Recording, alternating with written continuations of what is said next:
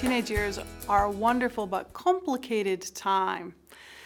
You know, teens are going through both puberty and rapid brain growth. It's a time for independence. It's a time when friends are really important. It's also a time when there can be conflict with parents or schools for those same reasons. Most teens get through the teenage years really well, but a lot of the stress and pressure can leave some teens feeling very angry, isolated, and alone, like no one understands them.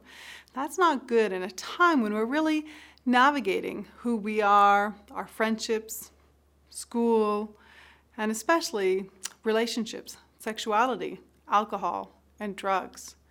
Those are things that could potentially put a lot of teens at risk for substance abuse or even addiction. There's substance use and a lot of experimentation for teens, but there's also substance abuse and then addiction. The risk is addiction. Now, addiction is a chronic disorder, and we know that half of the risk for addiction is genetic. The other half, though, is psychological, environmental, or social. There's high levels of stress, previous addiction or predisposition to addiction. There's also trauma, past or present. It can be very social. Are our friends using? Do we have easy access or cheap access? And really environmental.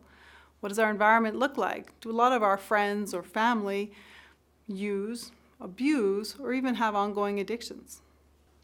There's lots that we can do. With substance use, abuse, or addiction, learn. Learn the facts, get knowledge, get information, ask. It's a great way to know what you're dealing with. Parents, you're particularly helpful. You play a really key role. The magic formula for parenting is love plus structure, but also stay connected. Talk openly to your teen. Teenagers, resiliency skills are key. Those are those bounce back skills. Cut yourself some slack. Spend time socializing and having fun in healthy ways. Set goals and meet them. Experience success, have fun, and relax. Also, we know the biggest way to protect ourselves against addiction or abuse is having the skills we need. Things that scare us, that worry us. If we build the independent skills, the social skills, learn ways of being that help us feel more effective, we have less risk of addiction and less need to abuse alcohol and drugs.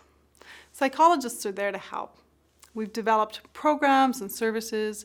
We have treatments and assessments and tools to look at how you're doing. Reach out, talk to your family members.